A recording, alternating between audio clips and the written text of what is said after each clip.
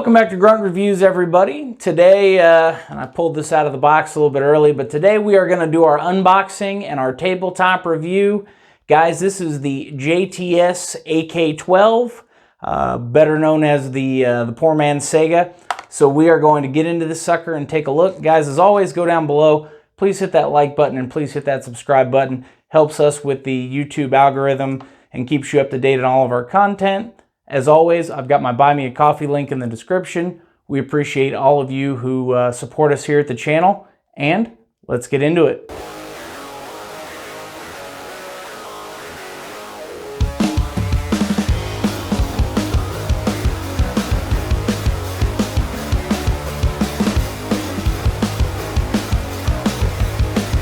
We will jump right into this unboxing here. So obviously, basic cardboard box with some cut foam. You do get the little handle there.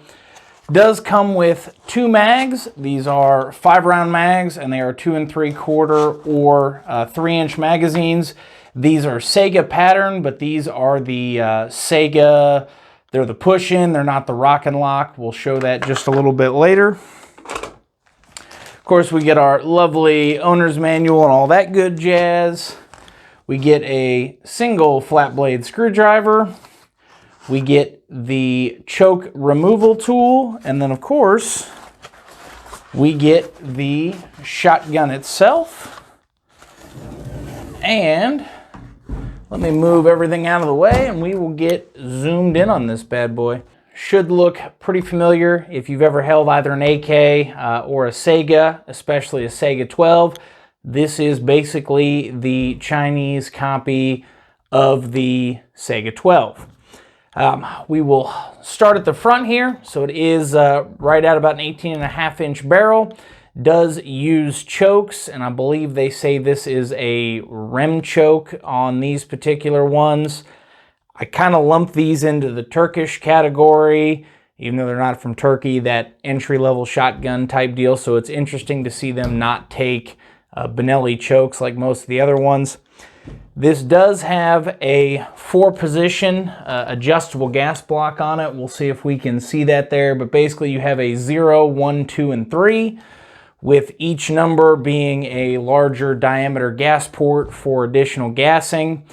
They don't make a recommendation in the manual or anything like that on certain settings for certain loads. So obviously the goal would be start high and then work your way down until you start getting malfunctions and then click it back up.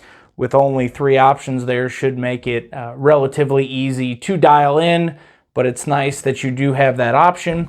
Of course, we do get a polymer style front end on there. We get our traditional AK style sights with height adjustment. So nothing un-AK-esque there. The top rail, it is nice. They do give you, I'm going to call it a 3/4 length pick rail there. So if you do want to mount a red dot or something of that nature, you do have the ability to do that. And the top cover actually feels relatively solid. I don't know if I would fully trust it for slugs at 100+ yards with that little bit of wiggle. But red dot for closer style engagements, I think it would work very, very well. And it's nice that they added that. Operation, let me get this chamber flag out of here.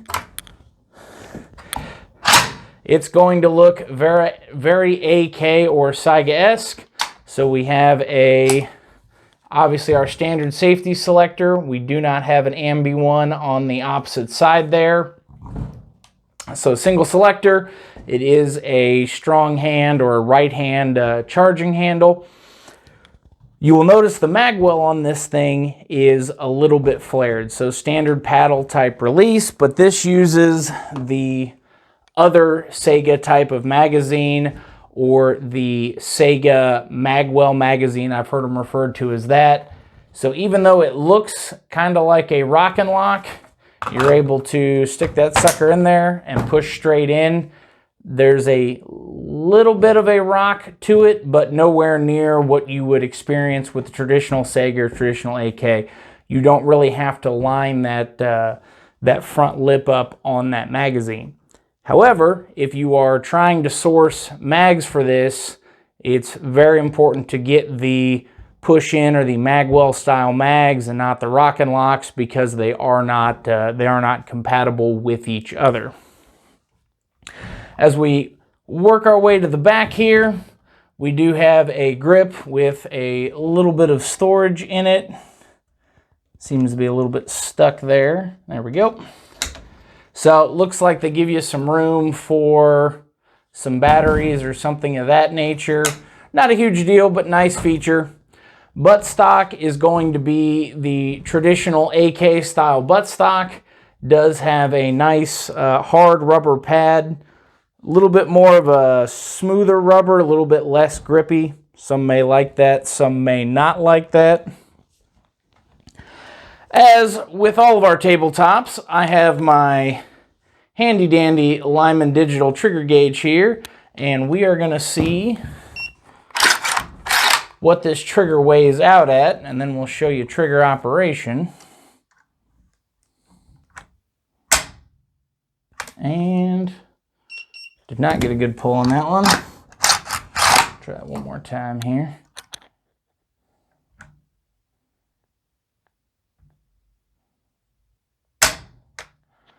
All right, first pull, 5 pounds, 2.3 ounces.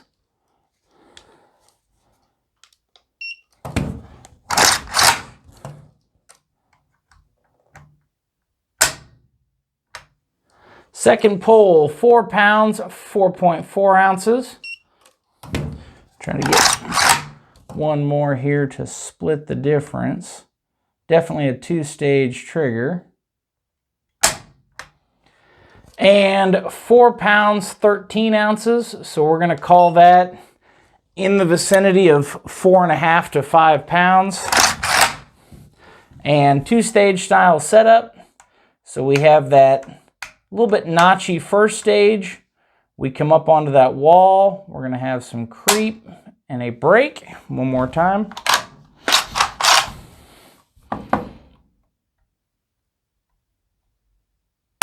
Long but audible reset. Up on that wall, there's that little bit of creep you can see there. And break. And one more, since that wasn't all the way in battery.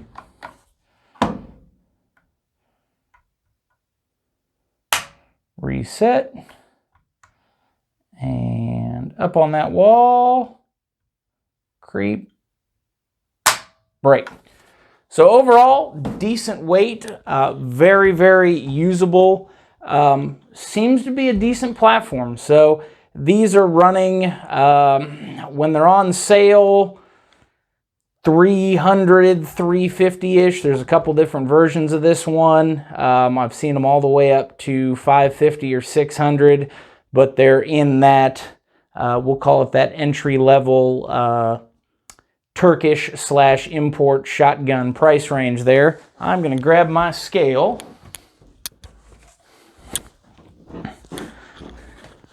We're going to weigh this thing out. Something to mention too before I forget, obviously it does come with 2 5-round mags. Pro Mag does make a 10-round mag for it, and I believe there's a couple folks that are doing drums in various sizes and some larger stick mags, so those are out there.